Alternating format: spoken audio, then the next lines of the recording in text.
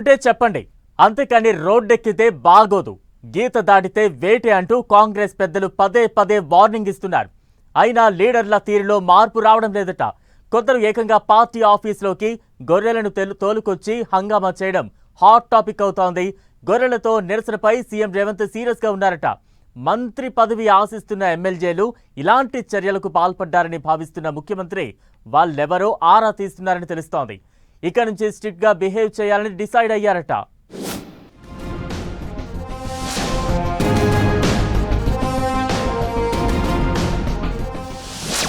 గాంధీ భవన్ లో గొర్రెలతో నిరసన చేసిందెవరు?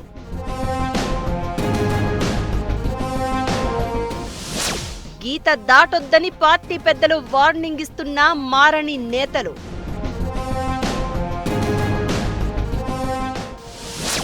గొర్రెలతో నిరసన తెలపడంపై సీఎం రేవంత్ సీరియస్.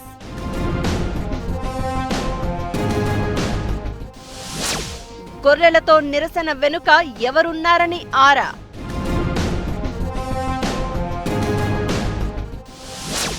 ఇలాంటివి మరోసారి రిపీట్ కావద్దని వార్నింగ్. కాంగ్రెస్ అంటేనే డిఫరెంట్ ఒపీనియన్స్. పైకి అంతర్గత ప్రజాస్వామ్యం అని చెప్తూ ఉంటారు, తీరా చూస్తే రోడ్డెక్కి రచ్చ చేస్తూ ఉంటారు. ఇదంతా కాంగ్రెస్ లో కామనే అయినా అధికారంలో ఉన్న పార్టీ కావడంతో ఇప్పుడు గాంధీ భవన్ లో జరుగుతున్న నిరసనలు పొలిటికల్ హాట్ టాపిక్ అవుతున్నాయి. మంత్రి పదవులు, వర్గ విభేదాలు అంటూ నేతలు రచ్చ చేయడంపై పార్టీ పెద్దలు సీరియస్ అవుతున్నా నేతల తీరు మారడం లేదట. గాంధీ భవన్ లో ధర్నాలు చేస్తూ మీడియాకెక్కుతూ పార్టీని రోడ్డుకీడుస్తున్నారని సీఎంతో సహా పార్టీ ముఖ్యులు ఆగ్రహంతో ఉన్నారట. ఇప్పటివరకు జరిగిన గొడవల సంగతి అలా ఉండగానే గాంధీ భవన్ లో గొర్రెలతో నిరసన తెలిపి కొందరు హల్చల్ చేశారు.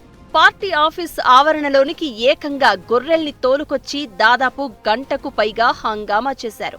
తమ సామాజిక వర్గం వారికి మంత్రి పదవి ఇవ్వాలని గొర్రెలతో వచ్చి నిరసన తెలిపిన వారి ప్రధానమైన డిమాండ్. అంతేకాదు, గొల్లకురుమల కార్పొరేషన్ ఏర్పాటు చేయాలని వాళ్లు కోరుతున్నారు. అయితే ఏ వర్గం వారైనా తమ సమస్యలు చెప్పుకోవడం, తమ డిమాండ్స్ ఉంటే అధిష్టానం ముందు పెట్టడం వరకు ఓకే. కానీ ఇలా ఏకంగా పార్టీ ఆఫీసులోకి గొర్రెలను తీసుకురావడం రచ్చకు దారితీసింది. సొంత పార్టీ నేతలే ఇలా గొర్రెలతో వచ్చి నిరసన తెలపడంపై సీఎం రేవంత్ రెడ్డి సహా ముఖ్య నేతలందరూ సీరియస్ గా ఉన్నట్లు టాక్.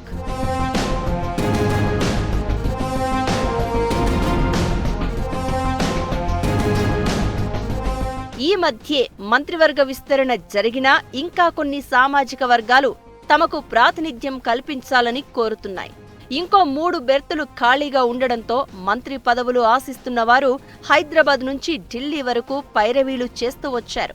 సేమ్ టైం మాదిగ సామాజిక వర్గ ఎమ్మెల్యేల పోరాటంతో ఆ వర్గానికి చెందిన నేతకు మంత్రి పదవి వచ్చిందని అదే లైన్ ఫాలో అవుతున్నారట మిగతా సామాజిక వర్గం నేతలు. ఇటీవల కార్పొరేషన్ పదవులు పార్టీ కమిటీలు వేసిన నేపథ్యంలో అందులో యాదవులకు తగిన ప్రాధాన్యత ఇవ్వలేదన్న ఫీలింగ్ లో ఉన్నారు ఆ సామాజిక వర్గానికి చెందిన నేతలు. ఈ క్రమంలోనే గొల్లకురుమలు తమ సామాజిక వర్గం వారికి మంత్రివర్గంలో చోటు కల్పించాలని డిమాండ్ చేస్తున్నారు. అందులో భాగంగానే గాంధీ భవన్ లోకి ఏకంగా గొర్రెలను తోలుకొచ్చి నిరసన తెలిపారు.